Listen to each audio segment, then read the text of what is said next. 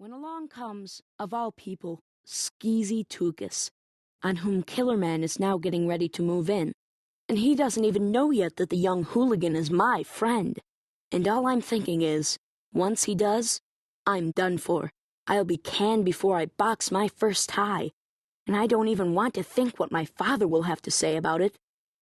I decide to head trouble off at the pass. I make my move. Excuse me, Mr. Kellerman. I think I see a customer who needs my assistance.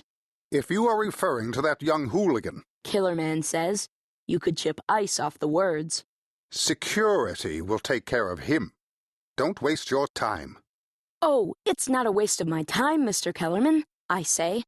Then, remembering something I read in the 6 stapled pages Awkworth and Ames gives its new employees, I add, a customer waiting for assistance is a friend waiting to be made.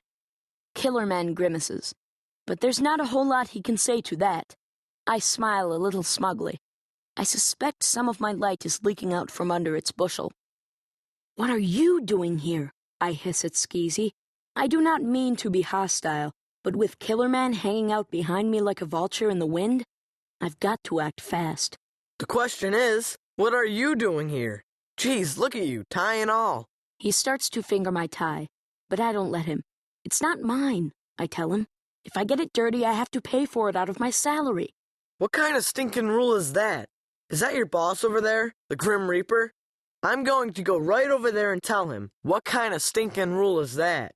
I put my hand on Skeezy's chest. Don't, okay? I need this job. If my dad didn't used to work here, I wouldn't have this job. So do not mess it up for me. Do you hear what I am telling you, Skeezy? Are you reading me, loud and clear? With Skeezy, it is sometimes necessary to say things more than once. Yeah, fine, I get it. But maybe I'll write a letter to Misters Awkworth and Ames. You do that. I'll bet Misters Awkworth and Ames are dead. He goes, picking at his teeth with a grotty thumbnail. I mean, this store is like 1,000 years old, man. Who shops in here anyway? I do not have an answer for this. In my half hour as a junior tie salesman, I have not seen another living soul, except for Killerman, who is questionably living and arguably without a soul, and now Skeezy Tukas, who is definitely not shopping, except maybe for trouble. We stop talking for a minute, and I wonder when the Skeez is going to get down to business and tell me the purpose of his visit. Killerman harumphs in the background. So what's up? I say at last. I gotta get back to work. Yeah, that boss of yours is burning holes in your shirt with his eyes. I hope it's yours at least. Otherwise, you're gonna have to pay for the damaged goods out of your salary. Very amusing. So, what's up? Skeezy puts a filthy hand on my shoulder, and I am glad the shirt I am wearing is, in fact, my own. Bobby, he says, giving me that deep look he uses to hypnotize his victims when he's about to hit them up for something. Only this time, he isn't hitting me up for anything other than my attention. Bobby, what day of the week is it? Friday. And what happens on Fridays after school? I go to work at Awkworth and Ames department store. As of when? As of today. And what, may I ask, about the forum? The forum? I ask stupidly, because I know exactly of what he is speaking. Skeezy squeezes his eyes tight and nods his head back and forth, like he's in pain or something. Only I know it isn't pain, because I know this look of his. And what it is he's telling you how disappointed he is in you. Like you've done some terrible thing that has just put a dent in the perfect silver goblet that is his life.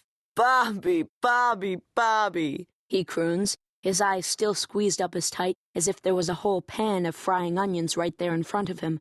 Listen, I tell him, I gotta go. I'm sorry about the forum. Maybe we can do it another day. Skeezy's eyes pop open like his head is a car that's just been rear-ended. Another day? Did I hear you right? What about tradition, my man? I got 2 people sitting down the street at the candy kitchen, sitting in our booth, Bobsters, the back booth with the torn red leatherette upholstery. They have sent me as their emissary, because we cannot begin the forum until all are present and accounted for.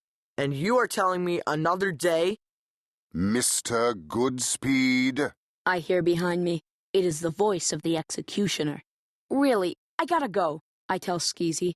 Skeezy removes his hand from my shoulder and brushes it off on his jeans, like he just picked up